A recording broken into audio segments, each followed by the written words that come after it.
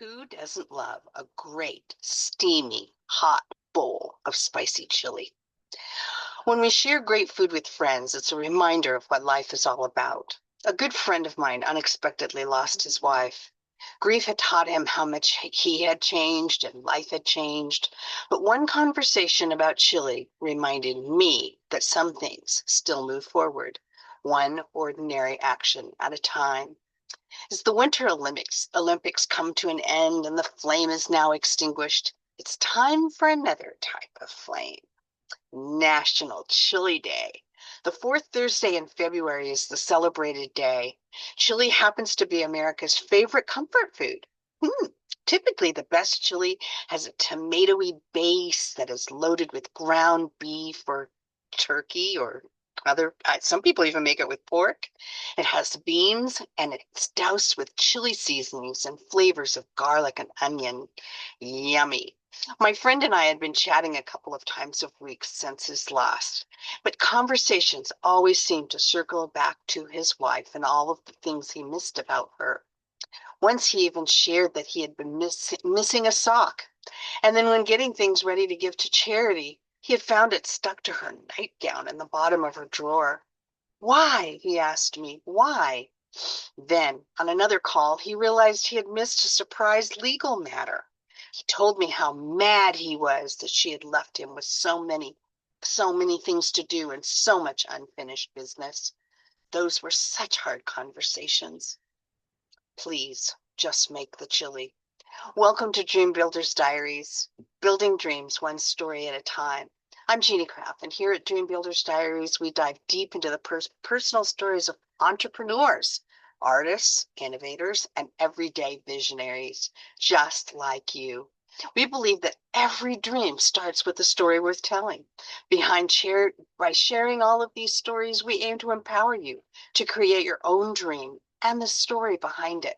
So before we get started, grab a piece of paper and a pencil because inspiration, dreams, and ideas come and go very, very quickly. So don't let yours get away.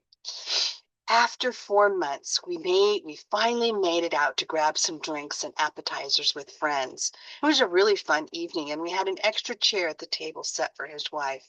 We promised to do it again in a month. But, it just didn't happen. And that was now months ago. I wondered if my friend was ever going to be all right, but I kept calling him, no matter what, every other week for sure. Maybe more for me to continue to check in on him more than anything. I don't know. It sure felt like the calls were more for me than they were for him. Then, about a month later, on our regular call, he accepted an invitation to play a round of golf. My invitation had finally been off the, kind of off the cuff, but I was thinking maybe, he'll probably turn it down once again. He'd promised and then canceled so many other things. But he would really try to make it, he said this time. However, it would totally depend on how he was feeling that day. I could only hope. A couple of weeks later, we actually found ourselves on the golf course. We were golfing together. We were chatting about petty things. Not much of anything special, but kind of everything. We had caught up about my boring life, and he had shared about his son and how he shared all about all the wonderful things he was doing, how he was keeping himself really busy, which I was actually impressed with.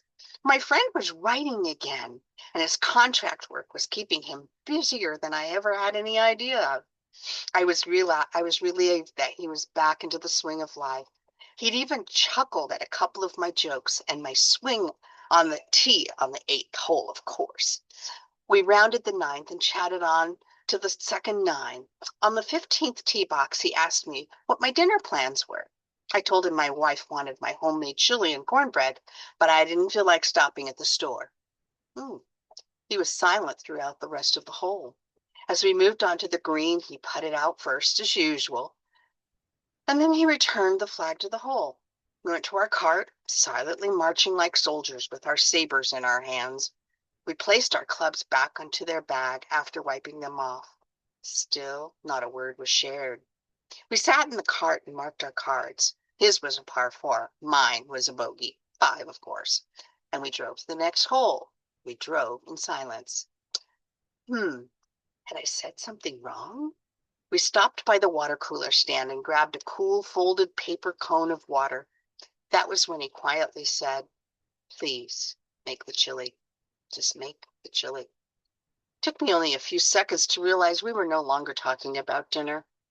It was said so lightly, almost in passing, but his words carried weight.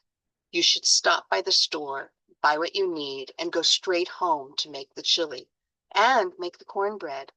Do the ordinary things that you can still do because you can. It was about going out of your way to do something for someone you love because at any moment they could be unexpectedly taken from you. He didn't explain himself. He just encouraged the errand, understanding that some moments don't ask for reflection, only reflection and movement. So today I'm sharing with you the wisdom that was handed to me there on the 16th hole. My dear friend, I've thought of you many times since that day, and I think of you lots more than I even call, even though I still carry on every other week. It wasn't the memory that stayed with me, it was the motion. Going to the store, chopping the onions, letting something simmer. When my friend mentioned the store, I had paused long enough for meaning to pass between us. The suggestion that I go the way that you do when you know how quickly chances disappear, and discovering that life still asks us to keep on going. I've often said this later as the chili simmered, and every time after that, I would call it profound, only something warm, made in time. Next time someone you love wants you to go for a walk or watch a football game or play a board game or maybe just put your phone down for a few minutes, give them your undivided attention. Just do it and absolutely make the chili. Why this diary? Because this diary demonstrates the magic about how making a small effort and committing to helping a friend can enhance your life. He had learned the hard way that small errands are never small. So on the golf course, he told me to go to the store, go home, go do the simple thing that matters, just a quiet nudge that carries a lifetime inside of it. I also share this diary because this powerful diary celebrates the virtues of discipline, endurance, courage, and peace. These bring the sweetest things to life. Great implementation with the resources that you have can bring dreams to life. I can see why. Can you? So, standing on the golf course, I realized love doesn't always sound like poetry. Sometimes it sounds like this. Go to the store. She's waiting. You still can. Hmm. What was your biggest takeaway from our diary today? How does it relate to the implementation of your dream? Dreamers, believe in yourself, be passionate and work smart and know your why and apply what you learn each day. And as you ponder the source of your dream and this diary, I wish you well. Wish you an abundance of resources and knowledge and wisdom with all of your time and your future success with your dream. Enjoy life and always be kind. I want to leave you with this quotation. Please just make the chili, my dear unnamed golfing buddy. Special thanks to my dear friend. Thanks so much for the golf. Thanks for the memories, and most of all, thanks for the advice. I never hesitate to go to the store now, thinking of you. Come for some chili soon, my friend. This story is used for the better understanding of how our dream, once it's implemented, brings us ultimate joy. Special thanks to those of you who listen to Dream Builders Diaries regularly. I'm grateful to you. The honor to spend time with you is all mine. So if you don't have it yet, get your 90-day Dream Builder's Diary by Jeannie Craft on Amazon. Thank you very much. Like and share this diary. Subscribe for more. Contact us to tell you your story. And until next time, building dreams, one story at a time.